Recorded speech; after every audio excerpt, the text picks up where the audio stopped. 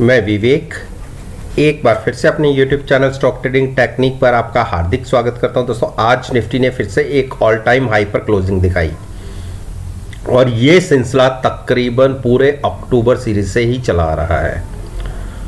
इस वीडियो के माध्यम से मैं 19 तारीख की पॉसिबिलिटीज पर बात करूंगा। निफ्टी इंडेक्स, बैंक निफ्टी और दोनों इंडेक्स के अंदर कुछ फाइनेंशियल सेक्टर्स के स्टॉक्स हैं, उनके ऊपर।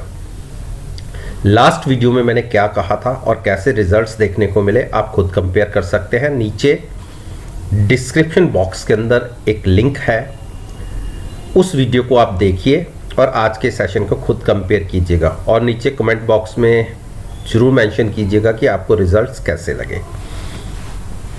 देखिए, जिस टाइम मैं ये वीडियो रात को तकरीबन 9 बजे रिकॉर्ड कर रहा हूँ, उस टाइम SGX का निफ्टी फ्यूचर्स तकरीबन 18506 पर ट्रेड कर रहा है, यानी जहां हम क्लोज हुए वहां से अप्रॉक्सीमेटली 5-7-10 रुपए ही ऊपर नीचे हो रहा है।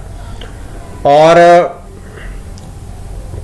मैंने अपनी पिछली वीडियो में ये कहा था कि मुझे निफ्टी फ्यूचर इस ट्रेंड लाइन के आसपास जाके थकता हुआ नजर आएगा।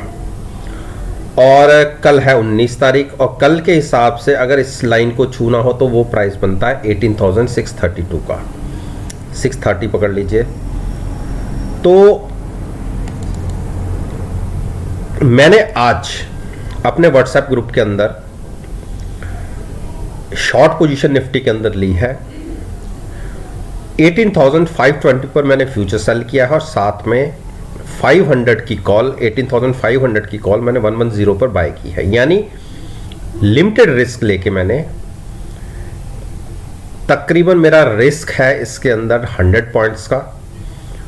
और जो नीचे की तरफ मैंने अपना प्रॉफिट का एक ऑप्शन ओपन रखी है, वो नीचे जितनी गिरावट आएगी वो मेरा प्रॉफिट होगा अगर 100 पॉइंट्स को हम छोड़ दे तो प्रीमियम को।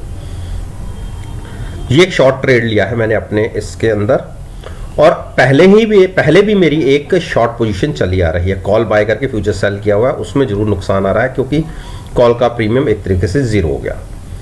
तो अगर किसी ने ट्रेड लेना है एक्सपायरी वीकली के हिसाब से, 3 दिन एक्सपायरी में बचे हैं, मेरा मानना है कि यहां पर 18,630 के आसपास ये निफ्टी थकनी चाहिए और उसके बाद एक गिरावट का सिलसिला शुरू होना चाहिए और गिरावट कम से कम 18,150 तक तो होनी चाहिए। तो इसलिए हमने इस तरीके से ट्रेड लिया है।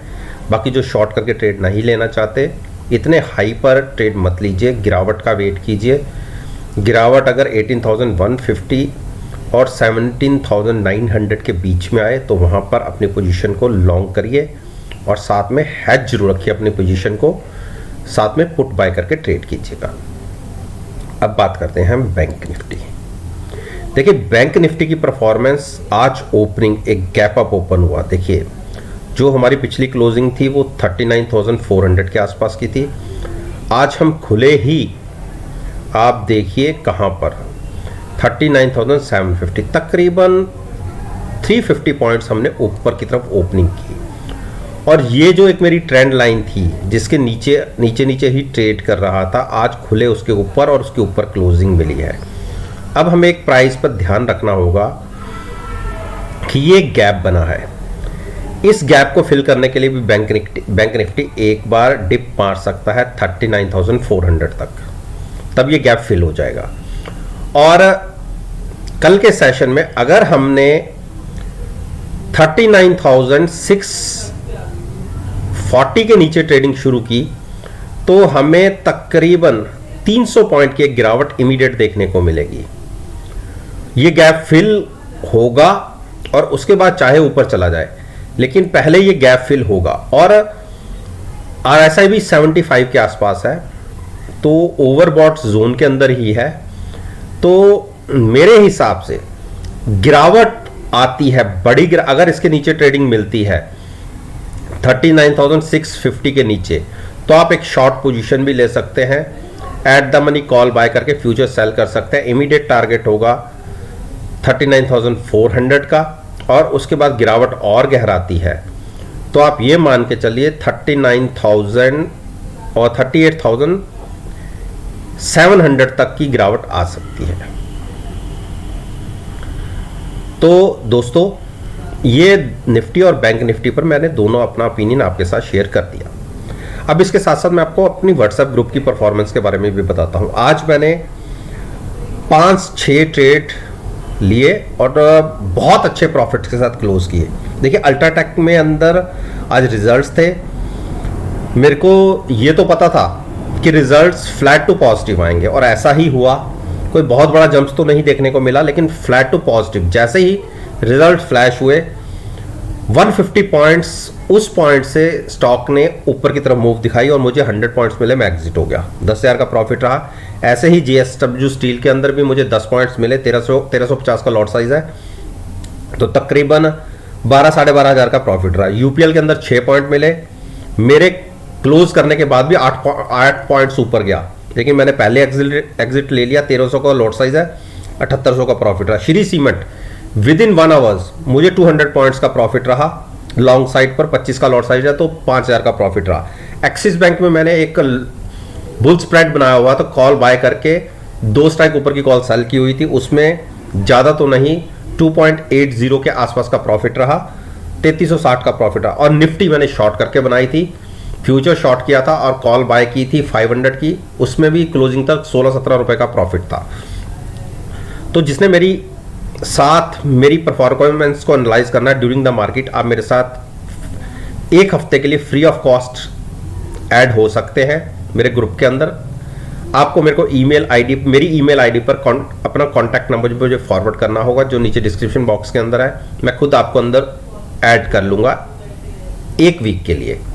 उसके बाद आपकी चॉइस है। मेरे रिजल्ट अच्छे लगे, आप कंटिन्यू करना चाहें तो आप कंटिन्यू कर सकते हैं, अदरवाइज आप खुद एग्जिट हो सकते हैं। अब आते हैं हम रिलायंस पर। देखिए, रिलायंस के अंदर मैंने एक ट्रेड लिया हुआ था और इसमें गिरावट नहीं आ रही, और वो ट्रेड है मेरा 2660 का, पुट बाय की हुई है। और आज मैंने उस ट्रेड को कवर रखते हुए नीचे की स्ट्राइक की 2 लॉट सेल किया और मैंने अपना प्रीमियम वापस ले लिया। हाँ, इस केस में मेरे एक लॉट का ओपन पोजीशन हो गई है, लेकिन मैं डिप पर बाय करूंगा, मुझे डिप पर डिलीवरी मिलेगी, तो इस सोच के साथ मैंने ट्रेड लिया है। तो अब आपको क्या करना है, देखिए 77-78 की RSI है। मैं बहुत ज्यादा ओवरबॉट तो नहीं कहूंगा, लेकिन फिर भी ओवरबॉट तो है। तो अब लेकिन अगर निफ्टी को में गिरावट आनी है तो रिलायंस भी कम से कम 150 पॉइंट गिरना चाहिए। नजर रखिएगा 2654 पर, अगर वहां से नीचे जाता है तो 2580 तक के टारगेट हो सकते हैं। मैं ये नहीं कह रहा शॉर्ट करिए, डिप पर बाय कीजिए। आपका बाइंग प्राइस रहेगा 2575 से नीचे। वो आपकी चॉइस है कि आप कितनी गिरावट पर बाय करना चाहते हैं, लेकिन पोजीशन को हेज रखते हुए लॉन्ग बनाइएगा। HDFC बैंक ने ऊपर से गिरावट दिखाई, इंट्राडे में 1685 के आसपास तक गया, लेकिन ऊपर की तरफ नहीं जा पाएगा, जबकि बैंक निफ्टी में थोड़ा पॉजिटिव रिस्पांस रहा। तो हाई पर खड़े हैं हम, ऑल टाइम हाई के आसपास ये स्टॉक ट्रेड कर रहा है। जो पिछले हाई थे आप यहां पे देखिए, तकरीबन उससे भी हम काफी ऊपर आ गए हैं, निकल आए हैं। तो सपोर्ट है अब इसको 1640 पर। जब तक 1640 के ऊपर है चिंता नहीं होनी चाहिए। हाँ, उसके नीचे जाता है तो एक बार 1600 तक के टारगेट दिख सकते हैं। मेरी बात मानिए, तो पहली सपोर्ट को पे बाय मत कीजिएगा। अगर दूसरी सपोर्ट के आसपास जाता है तो वहां पर लॉन्ग करने की आप सोच सकते हैं।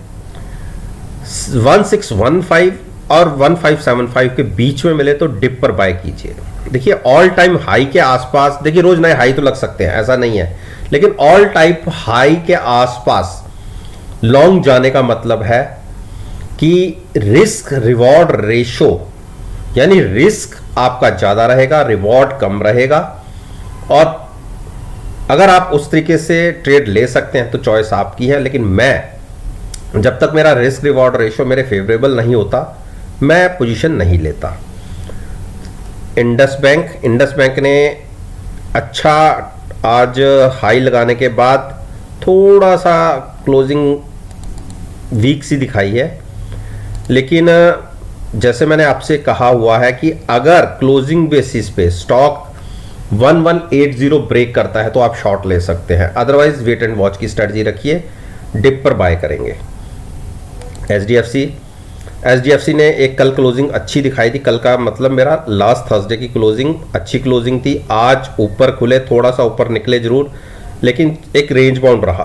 देखिए जब तक स्टॉक 2780 के ऊपर है आप लॉन्ग में रह सकते हैं, यहां से भी लॉन्ग बना सकते हैं, लेकिन 2780 के नीचे लॉन्ग को थोड़ा सा अवॉइड कीजिए, उसके पीछे 50 से 60 पॉइंट की गिरावट दिख सकती है।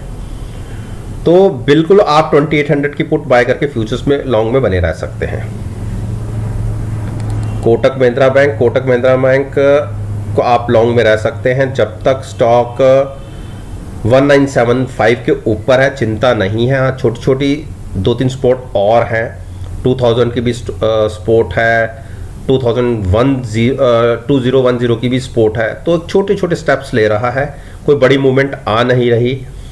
बड़ी मूवमेंट तब दिखेगी अगर 1975 ब्रेक करता है, तो तब नीचे की तरफ 1900 तक गिर सकता है, अदरवाइज यहां से भी आप लॉन्ग में बने रह सकते हैं टारगेट 2080 के लिए।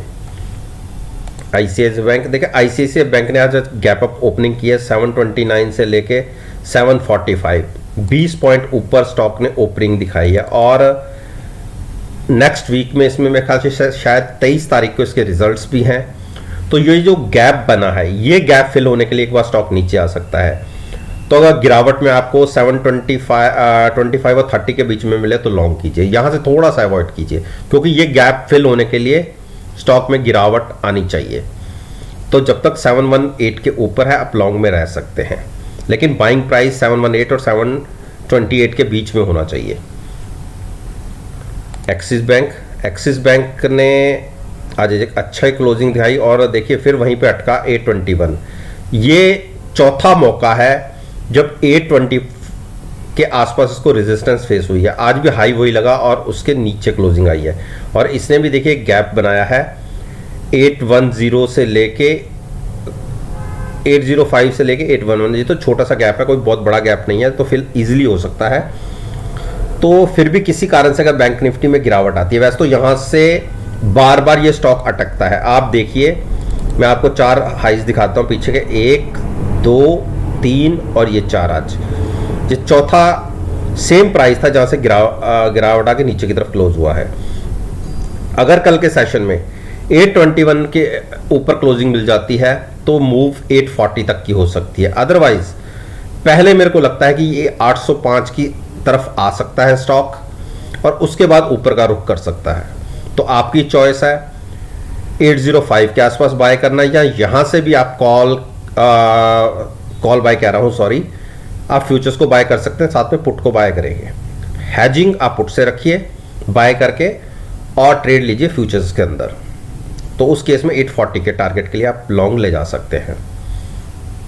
एसबीआई, देखिए एसबीआई को मैंने शॉर्ट किया हुआ है, और मेरे प्राइस से तकरीबन आप ये मान के चलिए थोड़ा सा ऊपर है, और कॉल बाय की हुई है, तो कॉल में नुकसान आ रहा है, और सॉरी कॉल में प्रॉफिट आ रहा है, लेकिन फ्यूचर में उससे थोड़ा ज़्यादा नुकसान है। आप ये मान लीजिए 50% का एक्स्ट्रा हमें लॉस है। तो मैंने तो शॉर्ट पोजीशन ली हुई है, उसका मेन रीज़न था, देखिए 74-75 की आरएसआई है, तो इतनी खैर ओवर बॉट तो नहीं है, लेकिन फिर भी मेरे को ये लगता है कि अगर गिरावट आई बैंक निफ्टी में तो ये लीड करेगा। उस केस में 477-75 के आसपास तक एक बार गिरावट में आ सकता है। तो चिंता हमें इसलिए नहीं है क्योंकि कॉलों के अंदर जो प्रॉफिट है उसको हम लेके पोजीशन को कैरी फॉरवर्ड भी कर सकते हैं, लेकिन अगर केवल और केवल ऑप्शंस के थ्रू ट्रेड लिया होता तो हाँ, कॉल बाय करके ट्रेड लिया होता जरूर प्रॉफिट में होते, लेकिन उसमें प्रीमियम पूरा खर्च होने का एक पॉसिबिलिटी भी रहती है। तो संभावनाओं के साथ हमने ट्रेड लिया हुआ है, हमने शॉर्ट ट्रेड लिया हुआ है, लेकिन मैं यहाँ पर आपको लॉन्ग जाने के लिए अवॉइड करूँगा। थोड़ा सा डिप पर बाय को मिले तो डिप पर लीजिए, और वो प्राइस रहेगा 475 और 460 के बीच में। वहाँ पर लॉन्ग करेंगे तो पॉसिबिलिटी प्रॉफिट की ज़्यादा रहेगी। तो दोस्तों, उम्मीद करता हूँ कि आपको मेरी ये वीडियो पसंद आई होगी, और अगर पसंद आई है तो आप मेरे साथ मेरे चैनल पर जुड़िए, चैनल को सब्सक्राइब कीजिए और साथ में बेल आइकन का बटन प्रेस करना मत भूलिएगा, ताकि नोटिफिकेशन टाइम से आप तक डिलीवर हो सके। इस बात के साथ मैं आपसे विदा लेता हूं और एक नई वीडियो के साथ फिर से आपके सामने आऊँगा। तब तक